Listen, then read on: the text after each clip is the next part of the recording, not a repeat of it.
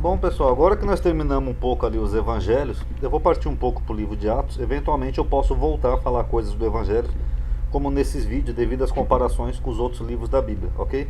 O começo desse vídeo vai ser um pouco repetitivo, porque eu já falei uma vez um vídeo específico sobre o livro de Atos. Mas só o começo, tá? Então eu vou tentar resumir as partes que eu já falei no outro vídeo. O autor do livro de Atos, todo mundo sabe, né? É o mesmo autor do livro de Lucas. Por isso que antigamente esse evangelho ficava em último lugar. Ele era o quarto evangelho, que a pessoa lia Lucas e já lia Atos. Tem aqui a introdução, ó. Pareceu-me também a mim conveniente escrever a ti, ó excelente Teófilo. Em Atos o autor fala: fiz o primeiro tratado, ó Teófilo, que seria esse aqui, o de Lucas, acerca de tudo que Jesus começou. O livro de Atos é um livro mais recente. Ele não foi escrito por uma testemunha ocular, e muitos acreditam que foi um livro construído, como por exemplo Bart Ehrman argumenta isso, para harmonizar Paulo com os evangelhos, porque nós temos um outro personagem que não é citado nos evangelhos, aí o livro seria um elo, né, entre as duas narrativas. Isto porque as suas narrativas contradizem os demais livros, incluindo o próprio Paulo, o que invalida de ser um livro histórico. Isso aqui eu já mostrei naquele vídeo, para quem não sabe, eu só vou citar. Em Atos fala que Paulo, assim que ele se converteu, ele foi descido num cesto e ele foi levado imediatamente para Jerusalém, onde Barnabé apresentou ele aos apóstolos e ele ficou um tempo lá com os apóstolos.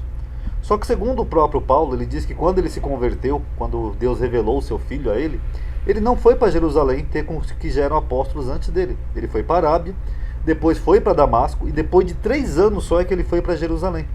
E mesmo assim, quando ele chegou em Jerusalém, ele encontrou Pedro e não viu nenhum dos apóstolos, a não ser Tiago, o irmão do Senhor.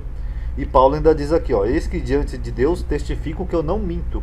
Então, se Paulo não mentiu, se ele não foi para Jerusalém, então o autor de Atos está mentindo, porque ele diz que Paulo foi descido num cesto pela muralha da cidade e foi imediatamente para Jerusalém ter com os apóstolos aqui, ó, trouxe aos apóstolos. Vocês notaram? Então isso invalida Atos como um livro histórico, ele é só um livro construído. E como eu já fiz vídeos sobre Atos nesse canal, eu vou apenas resumir um pouco e vou começar por Judas. Será que teve mesmo Judas? Então essa partezinha aqui inicial de Judas vai ser um pouco repetitiva, tá? Primeiro, que nem eu já mostrei naquele vídeo, nós temos 3 relatos diferentes de como Judas morreu. Segundo Mateus, ele foi se enforcar. Segundo Atos, ele foi precipitado e seu corpo se arrebentou no meio e suas entranhas se derramaram. E segundo Pápias, que é um do pai da igreja lá do primeiro século, bem contemporâneo aos apóstolos, Judas ficou doente, com o corpo inchado, com a carne toda inchada, ele não cabia nem sequer numa carcaça. E aí ele foi despedaçado, né? O corpo dele acabou sendo atropelado por uma carroça. E as suas entranhas se derramaram. Então, nós temos 3 mortes diferentes para o mesmo personagem: Mateus, Atos e Pápias. O que isso mostra? Que não é um personagem real, é um personagem inventado. Ah, Ronaldo, por quê? Vamos analisar a primeira diferença. Segundo Mateus, Judas se arrependeu profundamente, foi lá devolver o dinheiro. Segundo Atos, ele não se arrependeu, ele usufruiu e comprou um terreno com dinheiro. Segundo Mateus, os sacerdotes compraram o terreno. Segundo o autor de Atos, não, foi o próprio Judas que comprou o terreno. Segundo Mateus, Judas foi enforcar e Atos ele se precipitou. Segundo Mateus, o campo se chama Acéldama, campo de sangue, porque ele foi comprado com dinheiro do sangue de Jesus, da traição de Judas. Segundo Atos, não, o campo chama-se Acéldama, porque Judas morreu nele precipitado. Ó, por isso que o campo é chamado até hoje Acéldama, campo de sangue. Vocês notaram? Não é real. Seria humanamente impossível harmonizar esses relatos tão divergentes. Fora que aqui eu não estou citando Pápias, né? Que Pápias diz que o campo era mesmo de Judas. Então, como é que você vai harmonizar tantas narrativas diferentes? E o texto de Mateus ainda tem um dado muito interessante que fala assim, ó: e tem sido chamado aquele campo até o dia de hoje. O que tem de interessante, Ronaldo, nesse até o dia de hoje? O que Mateus está dizendo aqui até o dia de hoje, dá a entender que ele escreveu muito tempo depois. Porque se ele tivesse escrevido, fosse testemunho ocular e tivesse escrito na mesma época em que aconteceu os fatos, como a maioria acredita, ele não teria usado essa expressão aqui, ó, até o dia de hoje.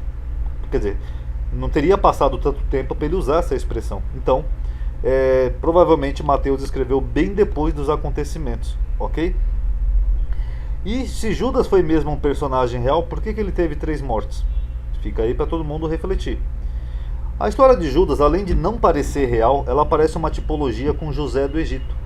A história de um traidor que vende Jesus por 30 moedas de prata parece uma tipologia de Mateus com a história de José. Vocês lembram que eu falei que Mateus é o que mais faz tipologia? Ele pega lá, por exemplo, o massacre dos inocentes, porque Moisés escapou do massacre de inocentes e Jesus também escapou do massacre de inocentes. Isso seria meramente tipologia, eu já falei disso no outro vídeo. E você note que Marcos também não cita essa suposta traição de Judas. Marcos só cita Judas por alto, mas ele não entra em detalhes como Mateus, que é o primeiro a entrar em detalhes acerca de Judas. Então isso dá a entender que Judas é um personagem que ele foi sendo construído a cada evangelho. Segundo Gênesis, aqui, Judá, que era um dos filhos de Jacó, ele tem uma ideia, vinde e vendamos o nosso irmão, né, José, a estes ismaelitas. E aí eles vendem José por 20 moedas de prata, Judá. Chega no Novo Testamento, Mateus cria um Judas, que é o mesmo que Judá. E o que Judas faz? Ele chega aos príncipes dos sacerdotes, que seriam os ismaelitas aqui de Gênesis, e fala: que me quereis dar se eu vou-los entregar? Aí eles falam: 30 moedas de prata. Vocês notaram? 20 moedas, 30 moedas. Moedas de prata, moedas de prata. Então parece que a história de Judas é meramente uma tipologia. Parece que o Novo Testamento tenta fazer uma analogia com os judeus, pois os judeus são descendentes de Judá, tanto que antigamente eles não eram chamados de judeus, eram hebreus. E assim como Judá vendeu o seu irmão, Judas vendeu Jesus, que poderia ser o seu irmão, que eu já mostrei aquele dia que Jesus tinha um irmão chamado Judas, eu mostrei no vídeo anterior inclusive, e quase pelo mesmo valor, 30 ou 20 moedas de prata. E conforme vimos, não teria por que os fariseus pagarem para Judas identificar alguém que todo mundo sabia quem era. Aqui, quando Jesus foi preso, ele falou: todos os dias estava junto de vós e vieste me prender agora? Eu ensinava no templo e vocês não me prenderam. Então, se todo mundo sabia quem era Jesus, se ele estava no templo o tempo todo ensinando e pregando, ele mesmo fala isso, qual a necessidade dos fariseus pagarem 30 moedas para entregar para Judas identificar quem que era Jesus? Não tinha necessidade. E nem faz sentido Jesus ter escolhido esse alguém, mesmo sabendo que ele o trairia. Porque o Novo Testamento inteiro mostra que Jesus sabia que Judas ia trair ele. Então, para que Jesus ficou 3 anos pregando, ensinando, fazendo milagres com alguém que ele sabia que ia trair? E Jesus não era o próprio Deus, né, a segunda pessoa da Trindade, não é um ser divino. Então, para que ele ia escolher? Então, não teria lógica. Agora, se Jesus, mesmo sabendo que ia ser traído, ele tolerou Judas o tempo todo, escolheu e tolerou, então isso não é uma traição, é porque Judas tinha um propósito de fazer algo que Jesus queria que acontecesse. Senão Jesus não tinha escolhido. Ó, pessoal, eu não vou escolher esse Judas não, porque ele vai me trair daqui para frente, tá? Aquele que vai molhar o pão no prato comigo, ele vai me trair, então não vou escolher esse cara. Então, se Jesus sabia e escolheu conscientemente, onde é que fica a traição disso daqui? Não teve traição. Fora que, segundo João, que nem eu mostrei, nem beijo de identificação, moeda de prata, não tem nada disso em João. E Mateus ainda alega que essa suposta traição de Judas aconteceu para cumprir a profecia de Jeremias. Ok, então se realizou o que vaticinara o profeta Jeremias. Tomaram 30 moedas de prata, preço do que fui avaliado, que certos filhos de Israel avaliaram, e deram pelo campo de oleira, etc. e tal. Essa profecia, na verdade, está em Zacarias. Primeiro que aqui Mateus não cita nem o profeta correto. O profeta é Zacarias. E Jeremias cita alguns oleiros, mas não tem nada a ver com traição, e não tem nada a ver com Messias, não são profecias messiânicas. Ok, as duas profecias, ó. A de Zacarias é Deus falando de uma forma alegórica que as pessoas estavam pegando e pesando o seu salário por 30 moedas de prata. Ó, esse belo preço em que fui avaliado por eles, e tomei as 30 moedas de prata e arrojei ao oleiro na casa do Senhor. Então aqui é uma linguagem poética, não tem nada a ver com traição, e não é uma profecia futura, nem acerca do Messias ou de um suposto traidor do Messias. E Jeremias aqui em 32, alguns identificam alguns oleiros aqui na profecia de Jeremias, mas aqui é Jeremias falando com Baruque, não tem nada a ver com traição, nem Messias, nem nada disso. Então é uma coisa inventada por Mateus, aquilo tudo ali, ok? Então não existe a tal profecia de que o Messias seria vendido ou traído. Já na história de Yeshua ben Pandira, tem um Judas, um rival de Jesus, que pode muito bem ter inspirado a história de Judas nos evangelhos. Essa aqui, ó, eu já mostrei naquele vídeo. Ó, um deles, de nome Judas, propôs-se a fazer um desafio. Qual era o desafio? Desmascarar o Jesus ben Pandira. Aí eles fazem lá uma disputa, os dois começam a voar no céu, aí ele desmascara Jesus. Aí depois, em outro momento, Jesus volta para tentar pegar o nome lá de novo, o nome sagrado. Aí Judas vai lá e avisa os fariseus. Ó, e Judas foi avisar os sábios, né, para estarem atentos, para denunciar Jesus. Aí esse Jesus é preso. E no dia seguinte, os discípulos não encontraram o corpo na sepultura e falaram que esse tal de Jesus, ben Pandira, tinha ascendido aos céus. Um detalhe, 1 século antes de Jesus. Aí a rainha, eu esqueci o nome da rainha, não lembro se é Salomé o nome dela, mas eu acho que sim. ela dá um ultimato, ó, se não encontrar o corpo desse tal Jesus, vai todo mundo ser morto. Aí Judas entregou o corpo. Olha que coincidência.